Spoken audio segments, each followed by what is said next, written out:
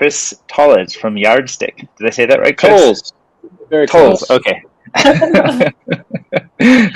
Great. Well, we're happy to have you. Thanks for coming by. Thank you. So we've been I think we originally got connected through Jason Jacobs. So we know that there's a definite climate angle to everything that you're working on now. But we'd love to sort of rewind it a little bit and hear sort of about you and your journey and like what how did we even get to what Yardstick is today? Take us back 5 years, 10 years, childhood. What is it that kind of motivates or drives you toward what we're going to talk about today? Yeah. So I went to art school undergrad. I went to RISD, Rhode Island School of Design. I have a degree in furniture making, go figure. And studied design because it was like creative problem solving. And I loved the idea that there was this like whole set of tools that could help me figure out complicated, weird problems in the world.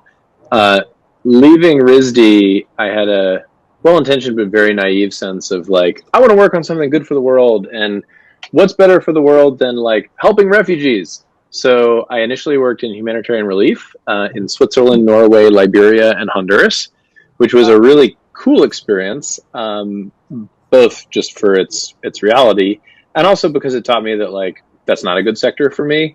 A lot of political bullshit, a lot of like white people show up, throw things off a truck, white people disappear, and not because those folks are like have malintent. It's just like a super broken system, but not one that I felt like I wanted to bang my head against the wall for 20 years. Thankfully, at the same time, found sort of the emergence of like social business, social enterprise was really hot at the time. And so it was pretty striking for me to realize like, hey, there's like for-profit businesses that are trying to solve some of these same problems. And, business and capitalism more broadly, especially in places like the US, has its own problems, but like, eventually accountability is not one of them. Sooner or later, like your business will be revealed. And I like that idea that we'd be looking at some of the same challenges, but doing so with greater accountability for whether you actually solve the problem or not. So I got involved in a solar technology startup in China.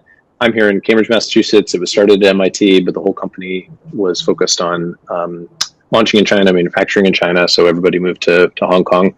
And that was my first experience of like entrepreneurism. I wasn't a founder, but I was the first employee.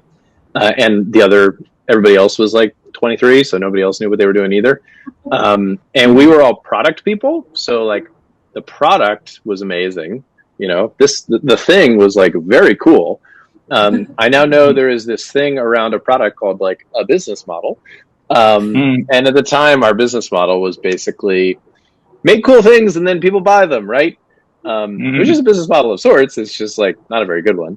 So I really saw the writing on the wall of, hey, we're all like actually very talented people. And we did all the right things of like customer centricity and prototyping and yada, yada, yada. We spent a lot of time in Western China making sure that this thing would really do its job. But our definition of like doing the job was very product narrow. And I kind of saw like this company is going to fail and this product's going to fail. And if I want to have impact, I need to be as comfortable designing the economic theory of the thing as the physical embodiment of it. Do you think that kind of product focus, was it fixable within that context, or was it just too far outside of what might work for a good business? Yeah, and also it wasn't fixable because the leadership of the company, they weren't going to I don't think they were secure enough in their founder executive identity to hire or empower outside people who did have those skills, which I have a lot of empathy for as like a multiple time founder CEO now. I don't mean to make it sound like, oh, they should have.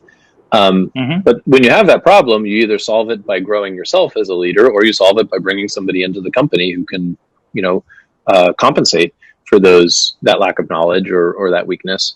And I don't think either was a real possibility at the time, which is why I actually felt great leaving because I knew I think it's hard to leave a thing that you really believe in terms of its mission. And again, we spent a lot of time in Western China. Like there are a lot of people that were really counting on us. And that was a very difficult transition for me to walk away from it basically. But also that's a big difference between being a founder and being a first employee is I was glad for the ability to walk away with lower consequences. Mm-hmm. And to walk away with intentionality that I'm walking towards something that is going to help me avoid this problem in the future. Right. Because for me, the best way to solve that problem was like, cool, get smart around business stuff. And an MBA is like one way to do that. It's not the only way, but for me, it was a great fit because it's, like I didn't go to art school because I'm bad at math. Like I was very capable in that world. You don't have the knowledge. You don't get taught it, and so you don't know it. And so an MBA for me was just like 2 years, really focused. I went to Boston Mm-hmm. University, which is like very vanilla, like normal people. Like I'm not sure there may have been one other art school background person in there. Mm-hmm. And I had spent my whole world in the like design thinking, IDOE kind of world, which is great, Right. but like that's not the real world. And so Mm-hmm. BU was a great experience for me to figure out like how to apply my like design world background to normal people and help them understand it and why it's valuable and just how to also operate in the normal business world. And when you were transitioning in to get an MBA, were you imagining that you wanted to create a new product with a business on the way out? Was that sort of already in your mind? Not immediately, for two reasons. One, I wasn't confident enough to feel like I was ready to like be in a founding role. And two, it just felt exhausting to consider like not having a boss who could help me figure out how to do my job. And again, it's not like I did this for a decade. Like I was, I don't know, 28 at the time, Mm-hmm. but I wanted a mentor. I wanted a boss. I wanted to be part of somebody's team. I wanted to Mm-hmm. be in a company where I didn't have to worry about payroll. I wanted to make money. So no, I knew in the back of my mind, eventually I'm likely to re-examine a founding role in an Mm-hmm. entrepreneurial context, but wanted to do interesting creative entrepreneurial things. Mm-hmm. IDEO has a business design practice, which was like, duh, right? I went to art school and then I got my MBA. So seriously considered stuff like that. Ended up at InnoSight. There's a guy named Clay Christensen wrote a book called Innovator's Dilemma. And so it's Mm-hmm. his consultancy here in Boston, only top line growth, innovation, basically like IDEO type problems, but McKinsey type process. So like Yep. management consulting, like people wear suits, they cut their hair, which meant the content of that experience was amazing. I was only surrounded by like legitimate business people who were thinking about innovation and growth opportunities, but the culture was pretty terrible. It had a management consulting culture, like big distance to power, a lot of fear, not a lot of transparency. And also, frankly, a lot of our work was repackaging the innovation stuff that everybody in the innovation world already agrees is like what's going to happen and just sort of making it palatable to big corporates. Right. And it's not that that's not bad work. Like somebody has to do that, but it wasn't the work that I really wanted to do. And so I was only there for about a year and a half before I left to get back into startups. Briefly joined a biotech startup here in Boston called Emulate. Totally flamed out, got fired in week 7. Hired by the CEO. CEO's co-founder and CSO was his wife, who actually ran the company. And I had a remit from him to, bring some customer rigor to the organization. It had a lot of like academic lab culture power stuff. And he was like, go figure out what our actual business model is. And I was like, hell yeah, I'm going to go do that. And then his wife was like, no, don't do that. Like, do what I say or get fired. Except she didn't actually provide that option. She just concluded that the second was the way forward. And so I'll remember for the rest of my life. Was that stressful? Yeah, it was awful. And I'm like the last guy in the world that should be worried about being fired. Like, I'm a straight white guy who owns property with a graduate degree. Like, I'm going to be fine, right? But it's just, I feel silly saying it was traumatic, but like, everybody's pain is there. Like, it was traumatic. It was scary. Yeah. It was, you start wondering, like, am I going to be okay? And thankfully, I'll remember for the rest of my life, that night, it was June 9th, 2016. And I remember it was June 9th because it was my anniversary. And I remember it was 2016 because it was the year my daughter was born. And she was 3 months old at the time. So that was also, it was like, I got a young kid. And my wife, in her infinite wisdom, which sustains to this day, was like, I don't think you want to go out to a romantic dinner with me. I think you need something else right now. So instead, I had some friends over, had a campfire, and that night I was talking about this, and a dear friend, a guy named Mike, who's a mentor and just dear friend to this day, was like, "It seems like you're really bad at working for other people. Like, maybe you should stop doing that." Like, and I was like, "Huh." Like, now that you mention it, my whole career had just been sort of angst of like, I could do my boss's job better than they could, and clearly not reading the signals at this role that I just been fired from. So agreed with my wife. I'm going to take a year. I'm going to look for a founding experience. I'm going to do freelance consulting on the side to pay the bills, and look for a co-founding role as the business guy alongside a scientist was sort of my thesis. Like, take university research out of the lab. And that's what I did. And it took a year and a half instead of a year. But ironically, that year, I made more money in the prior year anyway, even though I was only billing 30% of my hours. So that's why it was easy to extend for another 6 months. And that's what really like set me back on this founding path. That was 2017 when I founded my last company. It was with a dermatology researcher. And that's when I kind of discovered my mode of like, being that commercial co-founder to a scientist that sustains to this day through that company, and now Yardstick, my current company. And that's I don't know if you wanted an 11-minute answer, but there you go. Yeah, no, I love it. It's a pretty big, I guess, lens or scope through which to think about your role or your future is kind of, find some sort of science that looks interesting and help commercialize it. So how do you go from that wide lens, kind of wide angle, to something more specific? Like, is it certain categories that you get excited about, or certain networks you try to develop, or how do you sort of prosecute that? Yeah. The main way I figured out how to do that was to not really do much of that narrowing at the beginning of that search phase. And I live in Boston. So like, if you're ever going to hunt for academic technology commercialization, like, this is the city to do it. And I'm really good at cold emailing and just like grinding out, like, yes, you really want to meet me. And so I basically rocked up to every like tech transfer office in Boston. I was like, look at me, I'm a cool guy, I'm an entrepreneur. And they're all like, okay, what are you focused on? And I was like, science commercialization. And they were like, okay, like any particular kind? And once I realized, until I could be more specific, nobody could help me find a thing, I semi-arbitrarily chose the intersection of consumer products and healthcare challenges. Consumer products, because I feel a lot of product affinity there, connects to like design, product vision. Healthcare, because more meaningful problems. And, the kind of consumerization of healthcare is definitely a macro theme that's going on. So as soon as I could define that, then I could start getting people to help me. Because that's a thing where like you see a thing and you're like, oh, that's kind of like consumer healthcare, I should call Chris. And if you're only, one person doing all the outbound, like, good luck. But if you can have other people help you hunt, you can find a lot more. And so that probably 6 months into that, 18 months became my focus. And then the other lenses are appetite for technical risk. And I realized on a spectrum of like 0 to 100, where 0 is like a chat app and 100 is like nuclear fusion, I was looking at like 30 to 50 range, because it's enough where I could be technically coherent, and enough that it was actually like legitimate novel differentiation and technological defensibility. Because I'm top decile lay knowledge of science, but like nuclear fusion companies should be led by people with PhDs. Like, I'm not gonna rock up to that and have a clue. And then another criteria was just readiness. Like, you can you meet with an academic researcher, you very quickly figure out whether this is like ready to go out or whether this needs more time in the university.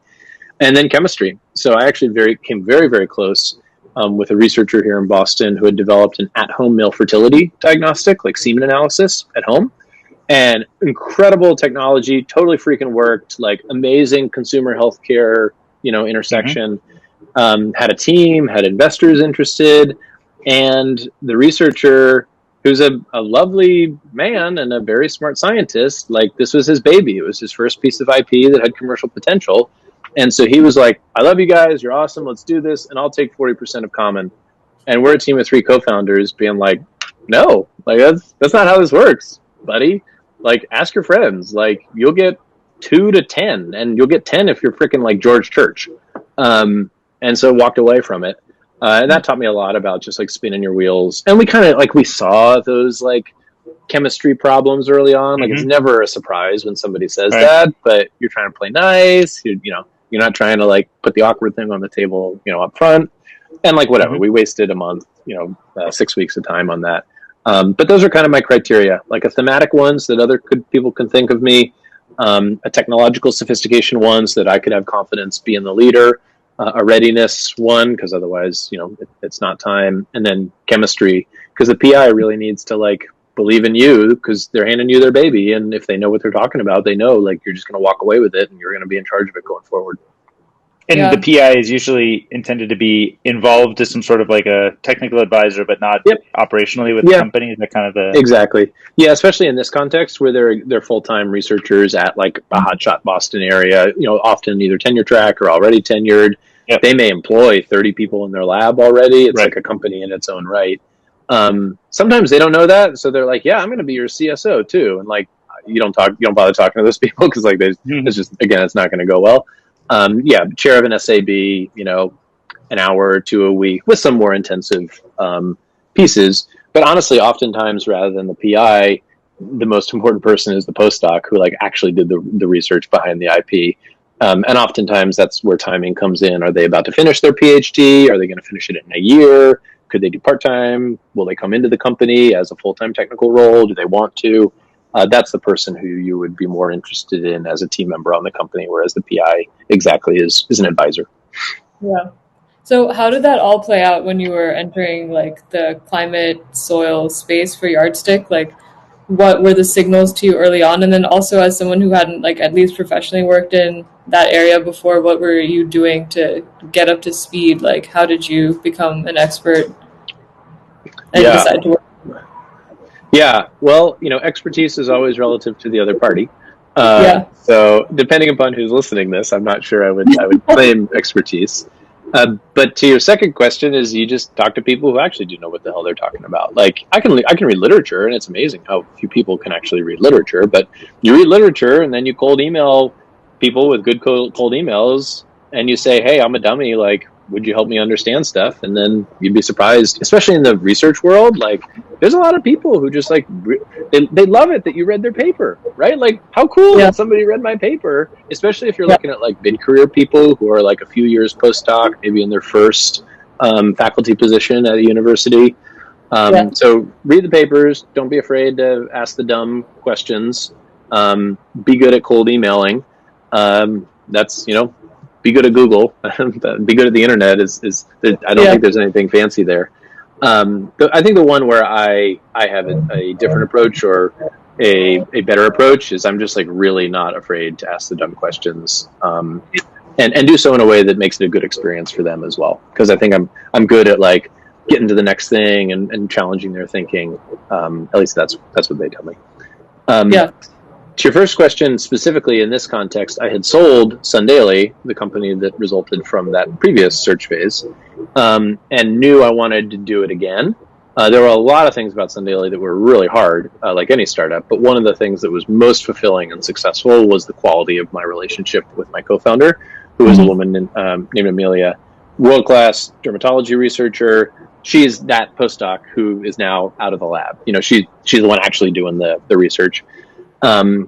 And I loved that experience with her. I loved having someone I really trusted and respected in a scientific leadership role.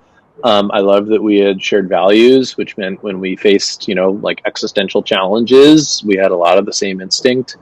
And so I wanted to do that again, which means coming out of Sundaily, looking at what became Yardstick, my goal was like find another Amelia. And climate was, because again, I had to choose a scope. Otherwise, what the hell are you doing? And it's hard to argue. Climate is awesome because it's narrow enough that like you can always get out of bed in the morning if you really feel like you're addressing it. But it's broad enough that it literally touches every piece of human existence.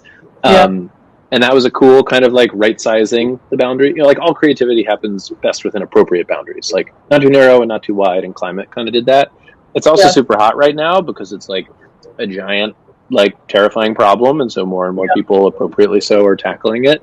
And it was like so many things, right place, right time. Of getting involved in a Slack group that's run by Jason Jacobs that emerged organically from his podcast. The podcast is called My Climate Journey. The Slack group is MCJ Slack, something like that. And it was in the middle of COVID. So like, I'm not making friends by like going out to coffee shops here in Boston. And I'm a very extrovert type of worker. So I was craving community, found this awesome Slack group and just like jumped in whole hog. And by the time I met Kevin in October, who became my now first co-founder, I was literally just like cold DMing people in the Slack group being like, you look like a scientist or an engineer. Like, do you want to be my friend? I know how to make money. And, you know, the hit rate on those is modest, but like when you get a hit, you know, you put yourself out there pretty sincerely and then people kind of know what they're getting into. And so very quickly in that case, Kevin was like, actually, I do have ideas and I've been working on them for 9 months. And do you want to know them? And I was like, yes, I do. And his idea, unsurprisingly, was a good one because he's a genius and the soil scientists that he had already connected with are geniuses. He just didn't think that we would start a business for a while. And I was like, no, I think we should start a business now. And so we did. But the whole fall was me just doing my own diligence on the premise. Because I think the way I would describe it is he had the product vision. He saw this research and he was like, oh my gosh, this should be an amazing product. And what I added was like what's the business lens? Back to my previous experience, right? You know, here's the thing. And I was like, what about all this stuff? And he's like, yeah, that's not really my department. And I was like, great, that's my department. So my work was both validating that this thing was as valuable as he said it would be, and then filling in all of this such that we had shared confidence to really go for it as a company. Yeah. Wow, that's amazing. How would you so climate change exists, soil can store carbon, there's farmers in the mix. Like, how do you put it all together for someone who hasn't really thought about carbon sinks and like how everything fits in? Yeah, this may be another 11-minute answer, so please interrupt me. And this is really my key piece is like, everyone agrees on the bits you just described, but like, what's a business that makes some of that happen? There's lots of different cool hypotheses of how this could work out, but I'll describe like the most near term for us that I think is a pretty strong premise for the short term. As a farmer, you know, or for a subset of farmers, you know, if I change my growing practices, I become a carbon sink. And that's cool. And I can see that because I can see the carbon content in my soils go up. So if I measure soils today and on your field, there's 1,000 tons of carbon. I come back 3 years later and it's 1,100 tons. Oh my gosh, you added 100 tons. Once you control for the carbon intensity of inputs, like if you add a lot of manure to your field, there's a whole bunch of carbon in that manure, the balance is atmospheric carbon that's been removed from the air because plants consume CO2 as part of photosynthesis. Minor quibble, some of that carbon can actually be carbon that's migrating from deeper depths into shallower depths, and we can go deep into that as a controversy on a second call, probably not. But nonetheless, the premise of like, hey, if you didn't apply any manure, that 100 tons is atmospheric removals. Microsoft wants to buy those tons because Microsoft has net zero goals. Say Microsoft needs to go from 1 million tons today to net zero 10 years from now. They're going to get from 1 million to 600,000 by reducing their actual footprint, switching all our data centers to solar, you know, getting people to work from home so they don't commute, designing our chips to be more energy efficient, whatever it is. They're going to get from 600K to zero only by buying offsets. Like, there's no other way to do it. And offsets can mean a bunch of different things, but in this case, I'm using offsets to represent that 100 tons of real removals that the farmer generated. And, you know, again, we can go deep here, but removals are sort of like higher quality than what's called avoided conversion, which is like pay me to not cut down the forest, which has a whole bunch of problems. So what we focus on exclusively is being the measurement technology that lets the farmer say, look, I added 100 tons, pay me for them. Conceptually, it's just another crop. You know, today the farmer grows corn, it's above ground, they harvest the corn, they weigh the corn, they sell the corn. Tomorrow, and kind of today, emergingly today, there's a crop above ground and there's a crop below ground. So in that case, what Microsoft is buying is the tons that are in your soil, and then they say, make sure they don't go anywhere. So all of these projects are done within methodology constraints that do their best to ensure that it won't actually go anywhere. That's a whole big area of controversy because soils are easy to disturb. It's easy to undo that 100 tons. But coming back to my market example, basic premise is if you can't measure those 100 tons, there's no business model here for anybody. If that corn farmer went to their customer and said, "Please buy my corn," and you'd say, "Okay, well, how much corn do you have?" And they're like, "I don't know." You'd be like, "How much money do you want for that corn?" So today there is a way to measure soil carbon, but it's very expensive and laborious. It's a pain in the ass. And so our short game is just to be a better mousetrap. Do the exact same thing, but do it at a lower cost.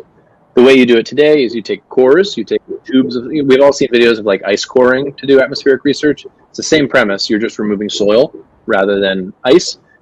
You send it to a lab. The lab basically incinerates it, and the lab tells you the carbon content.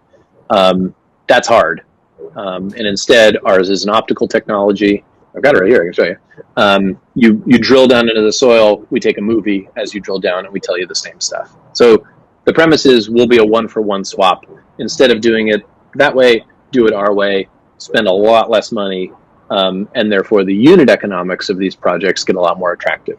Because today, the farmer can sell those 100 tons, but if the farmer has to spend 100% of the revenue potential of the project on measurement, the farmer is not going to do that.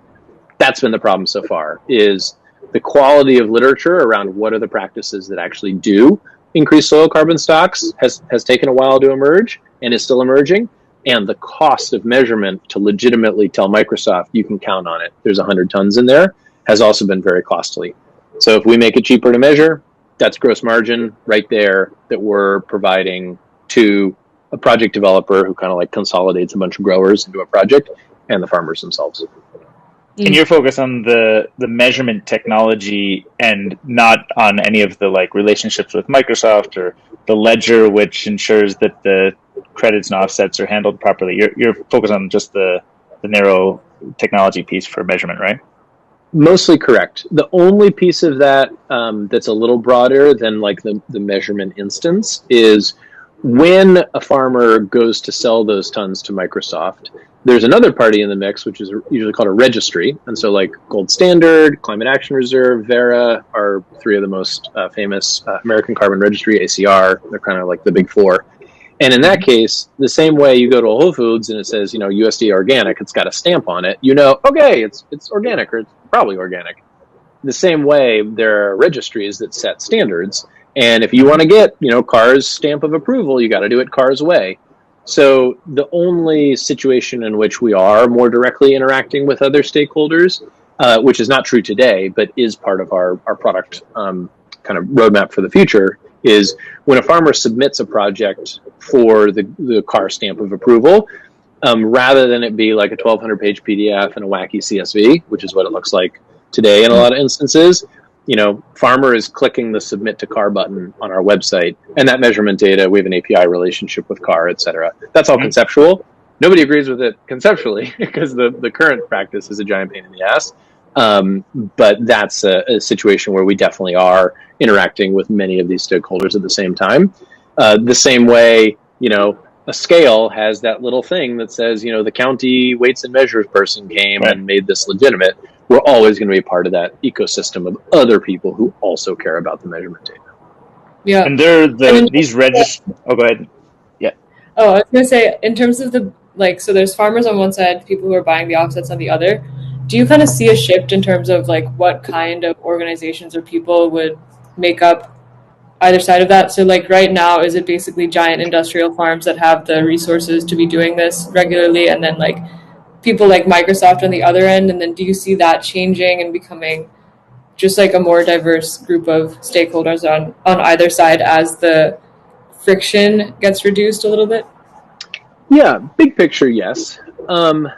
I think the challenge is you're growing, 4 plants of corn in your backyard.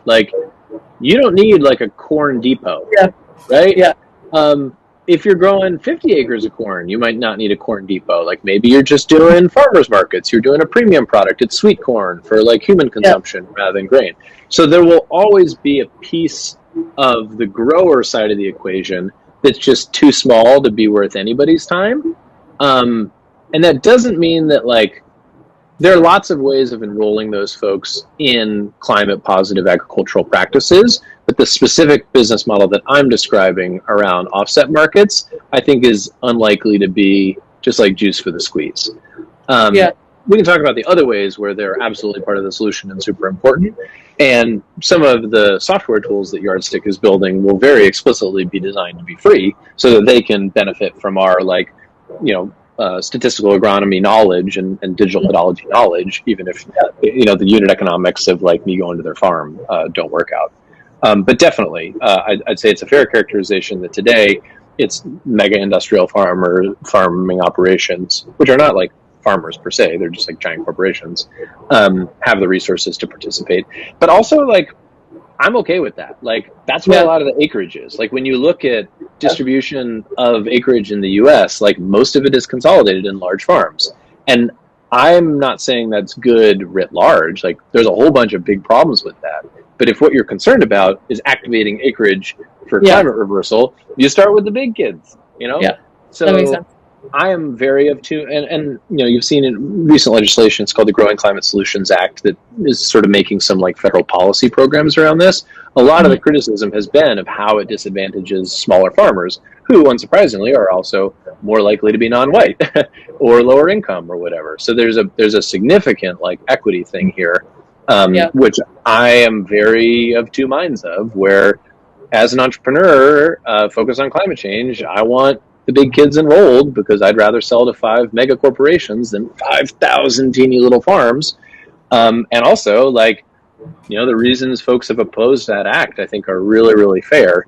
The best solution we've got so far is just to make sure that every product we produce that has zero marginal cost, namely our software experiences, like, can be free whenever we can make them, and make sure that the data we're collecting contributes to the body of knowledge more broadly. I would love to see a lot more of that diversification you described. I don't see it happening very quickly, for better or worse. Yeah, makes sense. And on the buy side, just to add on the buy side, I actually think that like shouldn't necessarily become more diverse, because it is the giant corporates that like have the footprint, and we're the consumers of those products. So like the moral questions of who bears the cost of climate change are super complex, and I don't think I even have a novel thought about them. But yeah, I would be fine for like Shell to buy it all before anybody else buys most of it, because inarguably, at least, like, the oil and gas majors have been most directly and actively involved in disinformation and like actively fighting against things that they know are true. Unfortunately, agriculture, I think, is responsible in many of the same ways. There hasn't been as much scrutiny, but my guess is a lot of the big ag players have like known the same things, and there's kind of like the second most evil target in the whole equation. But no, I think on that side, it's overwhelmingly likely to continue to be the largest corporations, with the asterisk of who knows as governments get involved. There are voluntary markets, which are these corporations buying it basically out of the goodness of their heart / brand value / anticipating regulatory constraints in the future. But Europe and also kind of California and some other places have what are called compliance markets that are cap and trade, and basically like you have to buy it. That could really change the buyer mix of a lot of this. You could be a farmer selling your tons to the nation of Japan in the future. Who knows? Not today, but definitely not impossible. Yeah. And so the solution you're building at Yardstick, you've touched on, there's kind of the open source piece of it, and the software piece of it. And the free. I'm not sure I'd say open source. Okay, sorry. But the free piece. Yeah. I tried to correct myself. Yeah. So this is a ways in the future. We have no idea what we're going to be doing with that anyway. So I welcome the accountability that I made. But there's that piece. There's the software piece. There's presumably some hardware. What does it look like to actually engage with Yardstick and get this whole thing deployed? Yep. So we break it into 3 pieces of the experience. There's plan, measure, and analyze. So plan is making a plan. How many points, how many sample sites, and where should they go is like stupid complicated. And you need a PhD in a whole bunch of different like atypical disciplines. There's only like 30 of these people in the world, and we know like 6 of them, and 2 of them are on like the co-founding scientific team. So We've been really encouraged. We thought it would take us longer to start to be active in that area, but we already have paying customers on the plan front who are just saying, hey, Chris, I get it. Your hardware is not ready, but like we're enrolling acreage into these programs. Like, how do I know how many sample sites and where to put them? Mm-hmm. The output of the plan phase is a plan. Okay, here's your farm, and there's points on it.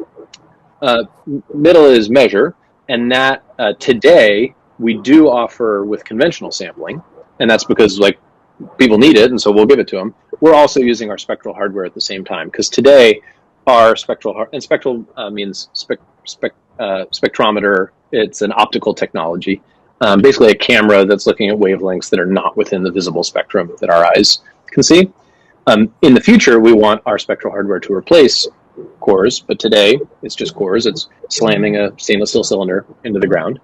And the result of that is, and those get sent to labs. So the result of the measure phase is lab data that shows you your carbon stock. And then analyze is our software platform that collects all that data, makes it comprehensible, visible. You know, imagine Google Maps, but it's just showing you how much carbon is in your fields. We have a whole bunch of pilot partners in the fall that are doing that kind of like turnkey. And so what the experience is like is you say, hey, here's the outline of my farm, or here's 7,000 of these. And we do plan, measure, and analyze to figure out what the plan should be, actually go do it, and then show you that data on our dashboard. The result of that is, you know, there's 17,481 tons of carbon under this field, and then I'll do it again for you in a few years, and we'll see, did that number go up? Presumably yes, because that's your whole business model. I can also just show you the hardware real quick. I'm like, got it right here. Yeah, please. Oh yeah, that's awesome. By the time anybody would screenshot this, we'll probably have patents filed. So I'll just show it like real quick. So this is a reverse engineered Makita hand drill. We hack the brain of it, and that's just to control input torque and basically disable the variable speed trigger. The probe is just like a giant drill bit like this. So you chuck it up in the drill like this, and by you I mean I do, all over the Midwest. And then we go, and you drill down into the soil like this. There's a spectrometer in here, so this is a little sapphire lens, and right now it collects the data locally because we're still in development, so I download it, you know, in the hotel room, but eventually, of course, it'll be paired to your smartphone kind of thing. Takes about 30 seconds instead of, you know, many minutes and a whole bunch of backbreaking. And then again, with conventional soil samples, they then literally get put in the mail, and we ship thousands of pounds of dirt through the mail to a lab thousands of miles away. Like, it's kooky. And instead, we're going to be able to do all that in real time, way faster, which equals way cheaper. It's so awesome. Wow. So you mentioned you're out in the Midwest and you're staying at hotels. Are you kind of personally patient zero, walking around doing all of the soil sampling? And are you serious? Yeah, man. Nice. CEO, I gotta know how this thing works. So what does... It's not going to be for the fall. I'm not, you know, we just had a big ag corporate kind of soft commit to 7,500 acres. Like, I can't do that myself. So I'll be hiring some help for the fall. But for the spring, you know, absolutely, it was nice. Me. And how does the team kind of look today, or sort of, you know, there's presumably you are out there doing soil samples, I guess what we're learning, and there's a bunch of scientists back in the lab in Boston. What is the rest of the team kind of that helps bring this all together and make this work look like? Yeah, there are no soil scientists in the lab in Boston, but I am out in the field for the spring. It's three co-founders, myself here in Boston, doing businessy things. My co-founder, Kevin, the hardware guy I mentioned DMing on MCJ, is in Oakland. And then Evan, we have a Kevin and an Evan. It's very frustrating. Evan is our third co-founder. He lives in Chicago, and he leads all our software efforts. So it's the three of us full time, and then we have, like, I don't know, 6 or 8 1099s at different times. A little bit of data science, a bunch of electrical engineering, some soil science, a little ML stuff, a little like grant writing stuff. But everybody else is part time for the time being. That's also kind of just like my management style. Like, I like kind of contract to hire. I like experiment with some stuff, see what sticks. And also, our offering is a combination of a little bit of a whole bunch of different things. So we kind of need that for the time being to figure out like how does all this stuff work together. The soil scientist, we do have a part-time soil scientist who's amazing, but more of the scientific expertise and the scientific leadership of the company is a woman named Dr. Christine Morgan at the Soil Health Institute, which is probably the top private soil health research nonprofit in the world. She's in North Carolina. A guy named Dr. Yufeng Ge at University of Nebraska-Lincoln, and then a guy named Dr. Alex McBratney at University of Sydney in Australia.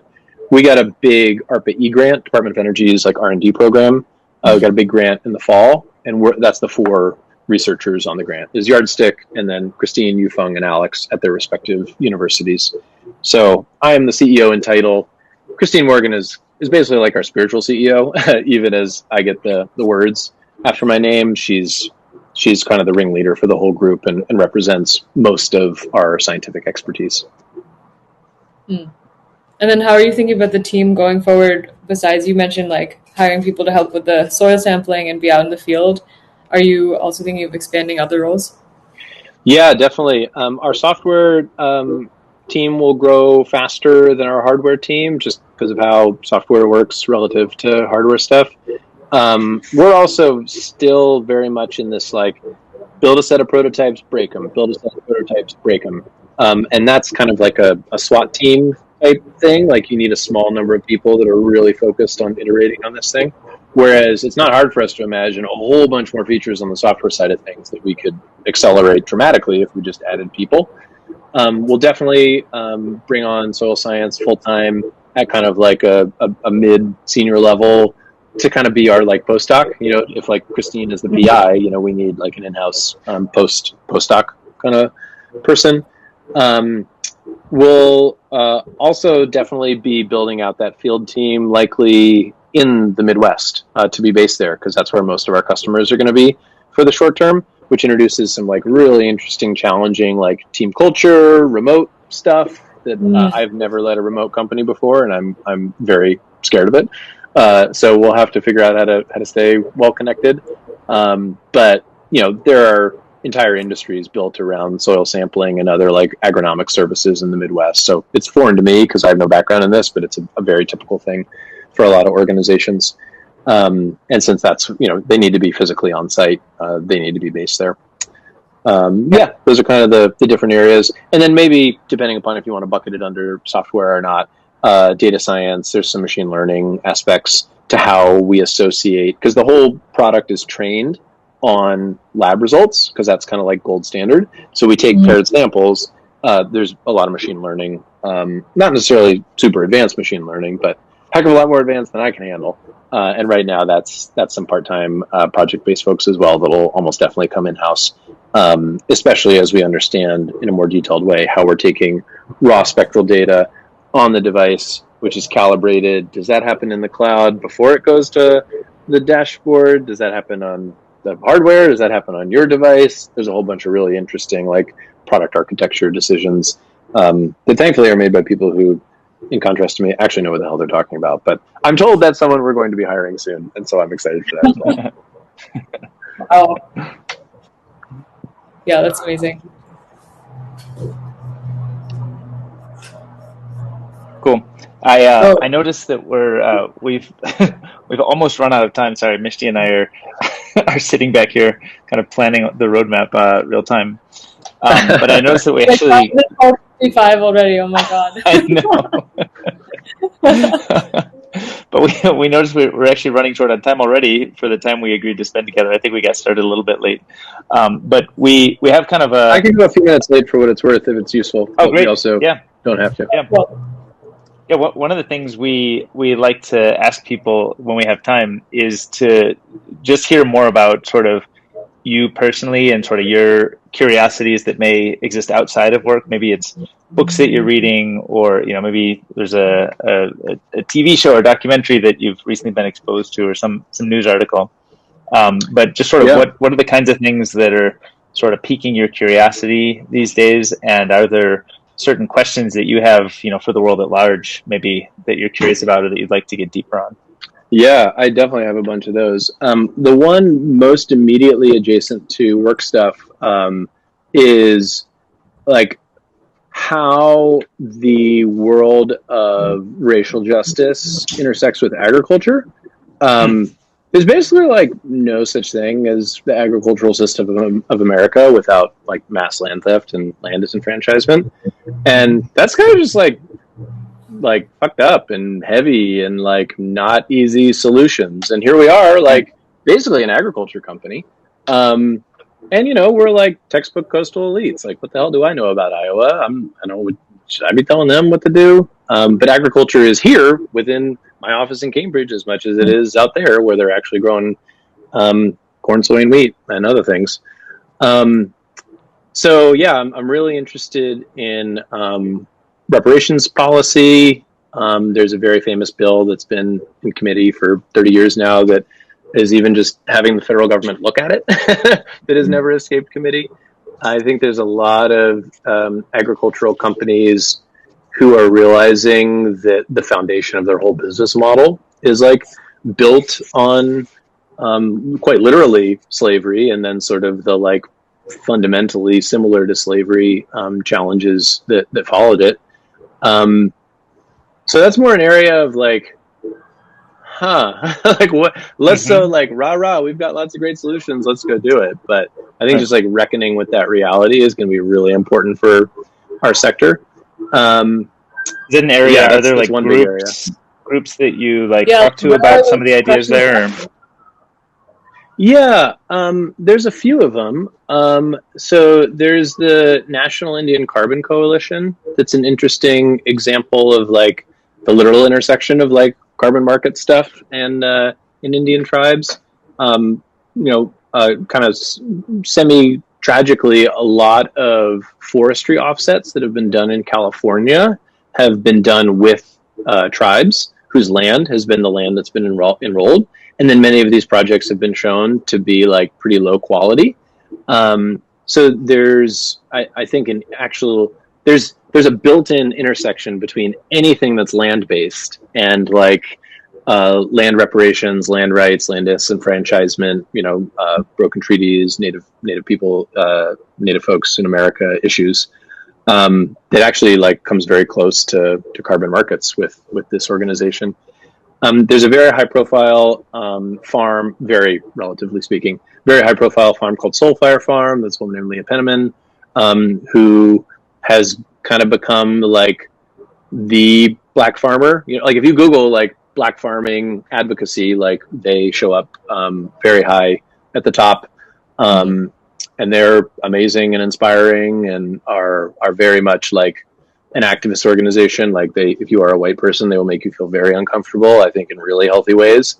So I've really loved, like I've joined some of their trainings and learned a lot from them. Don't have any formal relationship with Yardstick right now because we have nothing really to offer them, still being in development. But those are two organizations I'm really keen on, especially because the Indian reservation and land-based carbon offset thing will continue to be an opportunity. Many Indian reservations are very involved in agricultural practices, and so they would be able to participate in these programs, same as a non-native person or piece of land.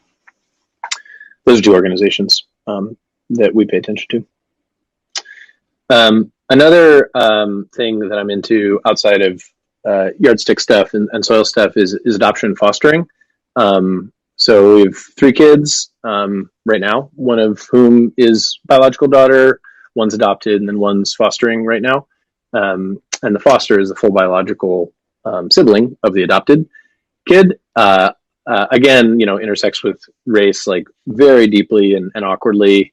As a white person, our adopted son is not white, which means, of course, one of his parents in our case is not white. And a similar example of like, I'm pretty sure this is a good thing, and like, holy shit, is it tied up in like a whole bunch of really not good things. And so how do you, some people, the solution for them is like non-participation, which I respect.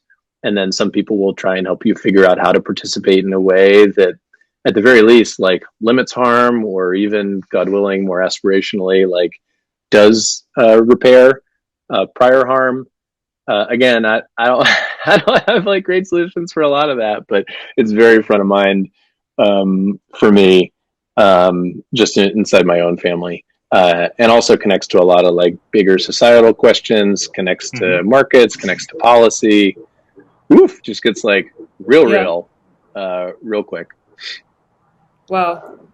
Yeah, it's like really refreshing to hear you bring those things up, and then also just to be very, I don't know, it feels very just real the way that, I mean, there are no easy answers to any of these things. You sort of have to just like push yourself into the mess and try to be the best person you can. Yeah, and be ready to get it wrong, like most of the time.